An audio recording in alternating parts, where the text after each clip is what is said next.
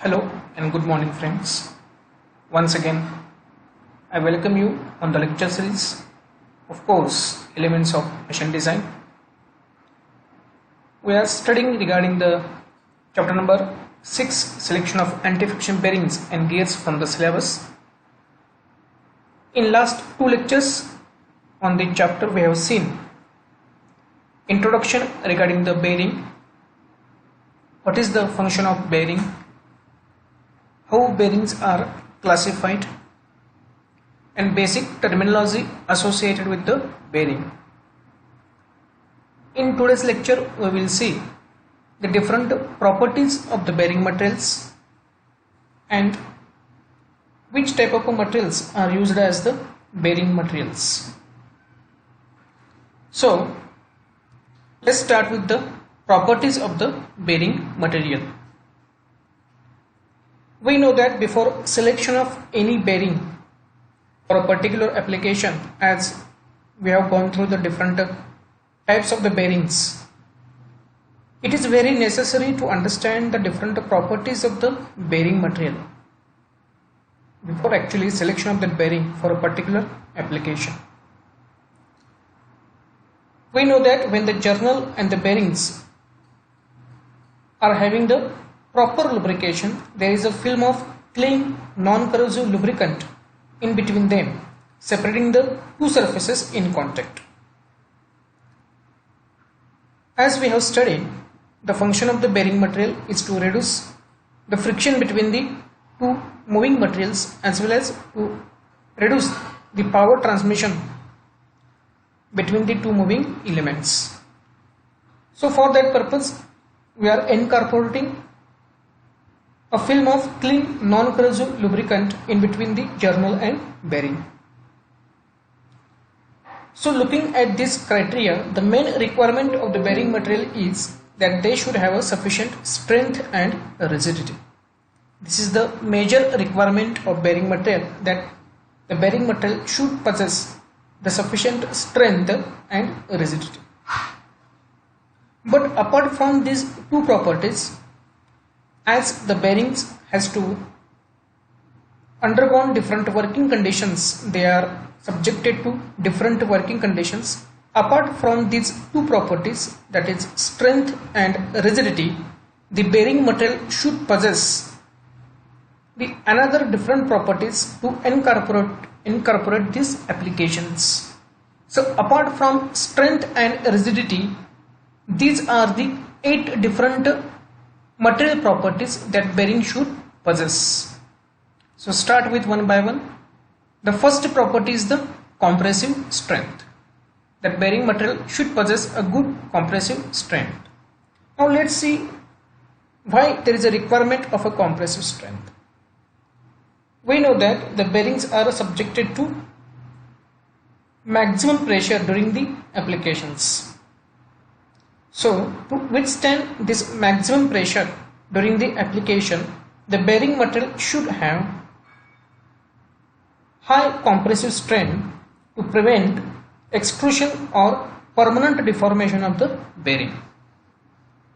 The necessity of the compressive strength of the bearing material is that when the bearings are subjected to maximum pressure or average pressure during the different applications, there is a possibility of permanent deformation and extrusion of a bearing material.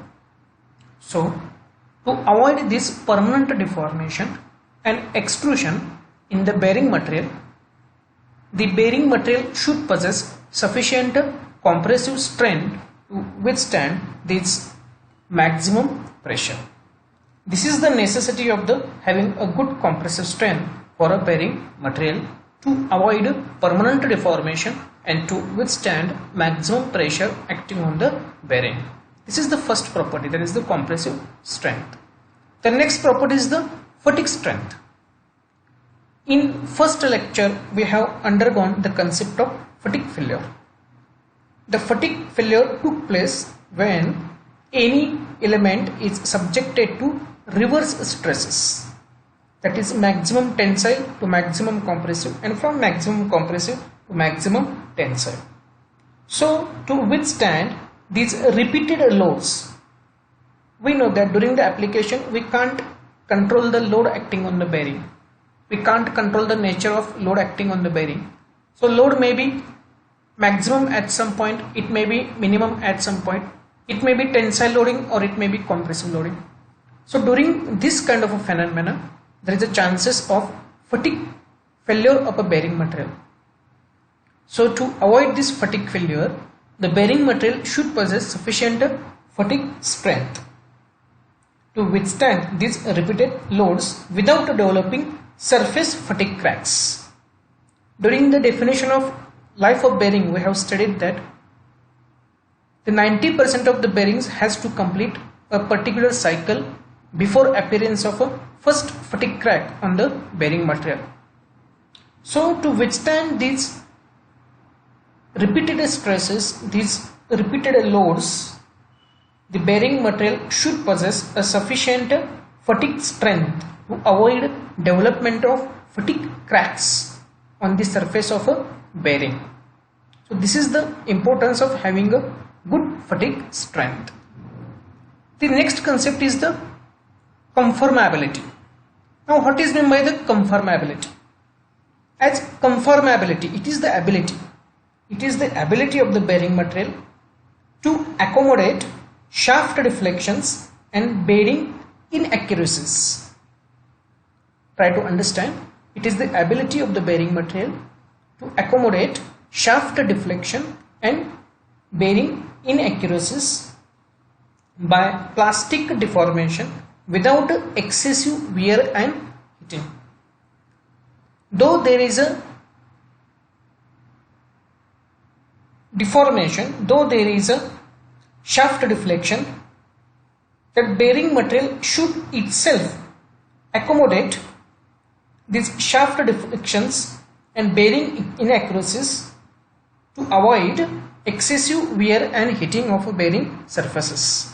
This is the property of the bearing material, that is the conformability. It is the ability of the bearing material to accommodate the shaft deflections and bearing inaccuracies to avoid maximum wear and heating of the bearing surface. This is the conformability. The next property that should be possessed by the bearing material is the embeddability. Now what is meant by the embeddability? It is the ability of the bearing material to accommodate small particles of dust, grit, etc. without scoring the material of the journal. Means, in another way, it protects the journal material.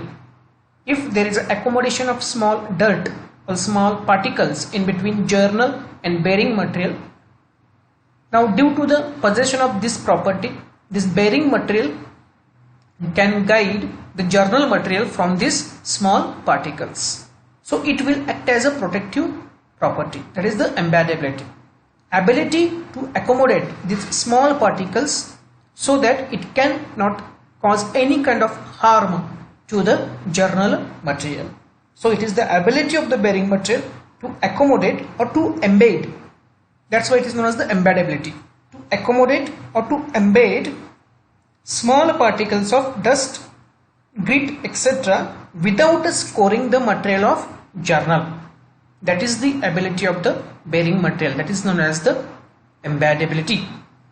The next property is the bondability. Bond, to create a bond between the different particles. That is the bondability. Now many high capacity bearings are made by bonding one or more thin layers of bearing material to a high strength steel shell. If you take an example of a high capacity bearings, then these bearings are made by bonding one or more thin layers of a bearing material to a high strength steel. Hence, to have this accommodation, to have this bonding ability, to have this strength of the bond is an important consideration in selecting a bearing materials. Bondability means how well this bearing material can bond with each other. If we want to manufacture, if we want to make a high capacity bearings, then we have to bond one or more thin layers of a bearing material to a high strength steel shell. So during this phenomena, that bearing material should have good bonding properties with each other.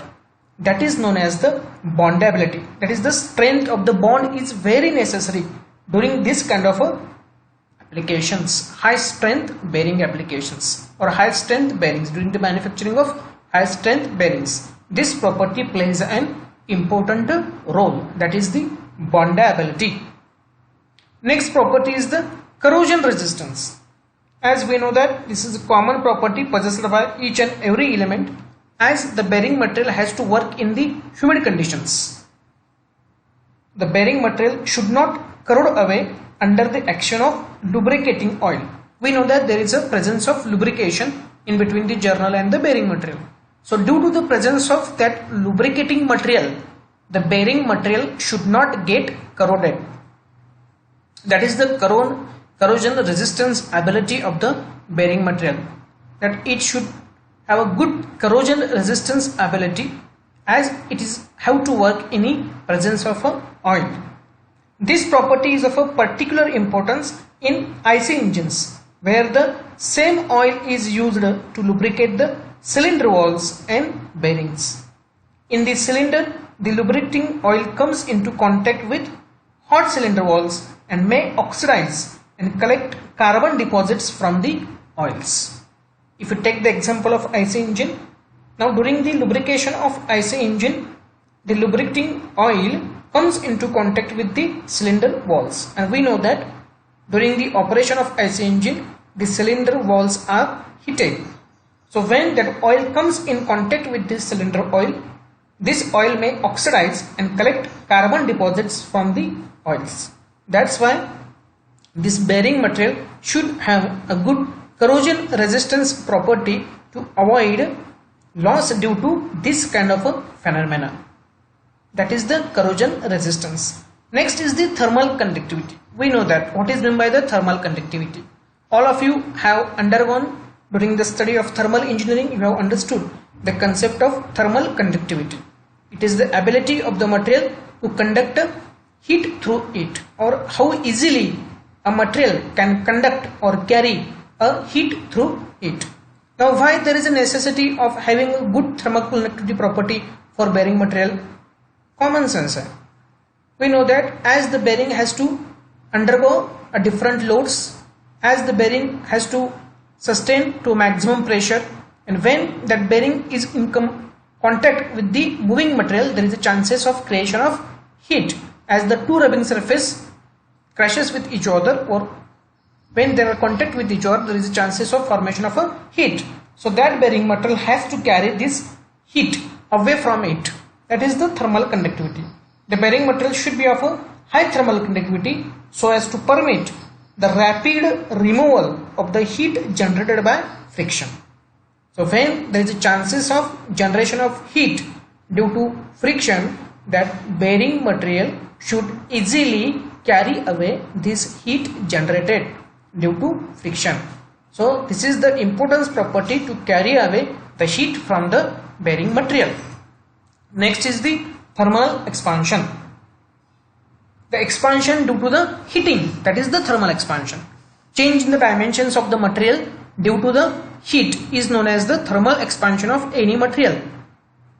The bearing material should be of a low coefficient of thermal expansion. You have understand the concept of coefficient of thermal expansion. With the increase in heat, there is an increase in the change in the dimensions of the material. That is the ratio of the thermal expansion. The bearing material should be of a low coefficient of thermal expansion, so that when the bearing operates over a wide range of temperature, there is no change in clearance, as the bearing has to accommodate in between the moving material and journal. Due to the application of heat, due to the generation of heat, there should not be any change in the dimensions of the bearing material. That's why the bearing material should have low coefficient of thermal expansion. So this is regarding the properties of the bearing material, that is compressive strength, that is the ability of the bearing material to withstand the maximum pressure, fatigue strength, to resist or to withstand against the repeated loads, conformability. The bearing material should be of a conformability or should be of a conformation nature, so that bearing material to accommodate the shaft deflections and bearing inaccuracies. Embeddability, it is the property to accommodate of a bearing material to accommodate small particles of dust and grease.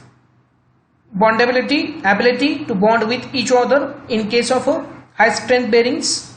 Corrosion resistance, as the bearing has to work in humid conditions under the action of lubrication, that's why the bearing material should have a good corrosion resistance. Thermal conductivity, as there is a chances of generation of heat during the operation due to friction, that's why the bearing material should be able to carry away heat generated.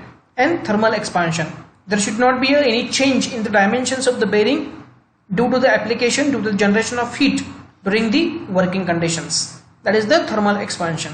So this is regarding the properties of the bearing material. Now let's look at the bearing materials. Which materials are acting as a bearing material, or which materials are used as the bearing materials? The first metal is the Babbitt metal. Already you have studied the different characteristics of these materials in mechanical engineering material subject. We will just have a revision of this. The first material is the Babbitt metal. The material which is used to manufacture the bearings, or the metal which is or material which is used for the bearings is the Babbitt metal. We know that there are two types of the Babbitt metal. One is the tin based Babbitts and another is the lead based Babbitts. These tin based and lead based Babbitt metals are widely used as a bearing material because they satisfy most requirements for general applications. These Babbitt's materials are used where the maximum bearing pressure is not over 15 Newton per mm square. When the pressure acting on the bearing material or on the bearings is less than 15 Newton per mm square, or the when there is a pressure is less than 15 Newton per mm square, in this kind of applications these bearings are manufactured by the Babbitt metal, or the bearings which are manufactured by the Babbitt metals are used for these kind of applications. Now as I have told you, the Babbitt metals of two types, that is the tin based Babbitt metals and lead based Babbitt metals. Now this tin based Babbitt metals contains tin 19%. The first element is the tin, second element is the copper in case of a Babbitt metal, second element is copper, third element is the antimony, and fourth element is the lead. So these are the four basic elements in the Babbitt metal: tin, copper, antimony and lead. In case of tin based Babbitts, the percentage of tin is more than the lead. Around 90% of tin is used in case of tin based Babbitt metals, and in case of a lead based Babbitt metals, the percentage of lead is more as compared to the tin or as compared to the antimony. So the common basic elements of Babbitt metal are tin, copper, antimony and lead. There are two types of the Babbitt metal. One is tin based and another one is the lead based. In case of tin based Babbitts, the percentage of tin is more. In case of lead based Babbitt metals, the percentage of lead is more. Two elements are common in both the cases, that is copper and antimony. The next element which is used as the bearing material is the bronzes. The bronze, what is meant by bronze? The bronze is nothing but the alloy of copper, tin and zinc. That is the bronze. So different types of the bronzes are used as bearing materials. Now these are used in the form of machined bushes pressed into the shell. The bronzes commonly used for bearing material are gunmetal and phosphorus bronze. These are the two bronzes used for the bearing material. There is the gunmetal. First is the gunmetal. You have undergone the properties of the gunmetal, and second is the phosphorus bronzes. In case of gunmetal, first of all, try to understand bronze is the composition of copper, tin and zinc. Two types of the bronzes are commonly used as a bearing material. First is the gunmetal and another is the phosphorus bronze. In case of gunmetal, the composition is copper 88%, tin 10% and zinc 2%. Copper, tin and zinc. In case of phosphorus bronze, copper 80%, tin 10% and lead is added to it in case of phosphorus. In gunmetal, copper, tin and zinc is there. In case of phosphorus bronze, lead is added. Now, when we have to use gunmetal bronzes and when we have to use phosphorus bronzes, the gunmetal bronzes are used for high grade bearings subjected to high pressures. When the bearings are subjected to high pressures, in that case we are going for the gunmetal bronzes. And phosphorus bronzes are used for bearings subjected to very high pressures, not more than 14 Newton per mm square. In case of gunmetal, maximum pressure is 10 Newton per mm square. In case of phosphorus bronze, maximum pressure is the 14 Newton per mm square.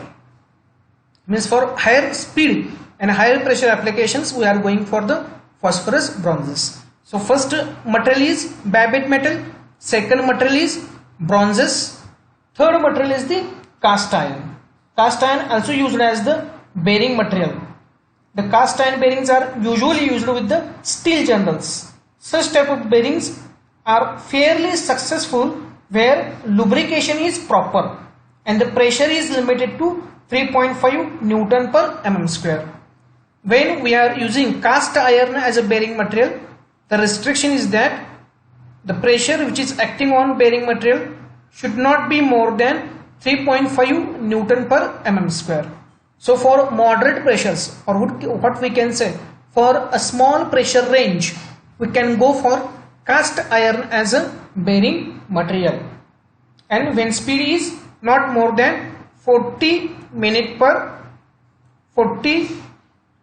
per minute, that is the limitations of using cast iron as a bearing material. So third type of bearing material is the cast iron. Fourth type of bearing material is the silver. Now these silver bearings are mostly used in aircraft engines where fatigue strength is the important considerations. When we have to use the bearing for aircraft applications and when fatigue is the criteria of design, then we can go for the silver based bearings. And last one is the non-metallic bearings. The various non-metallic bearings are made up of carbon, rubber, wood and plastics. Now these type of bearings are used, these can operate at higher temperatures than the other bearings, or when there is a action of chemicals. In that case we are going for the non-metallic bearings. If in any applications there is a presence of lot of chemicals, then in that case we can go for the non-metallic bearings. These bearings are also used in applications where the shaft speed is too low to maintain a hydrodynamic oil film. This is one of the limitations of non-metallic bearings. The non-metallic bearings are used where shaft speed is too low. In that case we have to go for the non-metallic bearings. Now which are the non-metallic bearings? Non-metallic bearings means the bearings which are not made up of metals that is known as the non-metallic bearings. The first bearing, that is the non-metallic bearing, is the carbon graphite bearing. First non-metallic bearing is the carbon graphite bearing. Now this kind of a bearing is used for food processing, where oil or grease must be prohibited. When we are going for the applications like food processing, the machines for the food processing, in that case we are using the non-metallic bearings, particularly carbon graphite bearing. The second type of a non-metallic bearing is the soft rubber bearing. The first non-metallic bearing is the carbon graphite bearing. The second type of a non-metallic bearing is the soft rubber bearing. Now these bearings are used with water or other low viscosity lubricants, particularly where sand or other large particles are present. When we are using water or other low viscosity lubricant, in that case these bearings are used. These applications of these bearings are mainly for marine propeller shafts, pumps and hydraulic turbines. These non-metallic bearings, particularly soft rubber bearings, are used in applications for marine applications as well as for pumps and for hydraulic turbines. Now third non-metallic bearing is the wood bearing. Now these wood bearings are used where low cost, cleanliness and lubrication and anti-seizing are important. For where we are going for the low cost and cleanliness, in that case we can go for the wood bearings.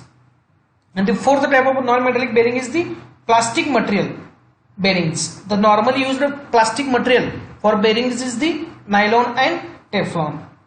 So these are the four types of the non-metallic bearings, that is the carbon graphite, wood bearing, soft rubber bearings and plastics bearing. The normal material used for the plastic bearing is the nylon and Teflon. So commonly used bearing materials are Babbitt metal, two types of the Babbitt metal, tin based and lead based. Then bronzes, two types of the bronzes, gun metal and phosphorus bronze. Then cast iron, when speed is up to 3.5 and pressure is up to 3.5 Newton per mm square and speed is up to 40 meter per minute. Then silver bearings, when the design consideration is criteria is fatigue strength, and then is the non-metallic bearings for the low speed and low pressure applications where there is chances of chemical, that is the food processing, chances of water contamination, grease and oil. In that case we are using the non-metallic bearings. So these are the different commonly used bearing materials. I hope you will understood the different properties of the bearing material and different bearings material used for the bearings. Thank you.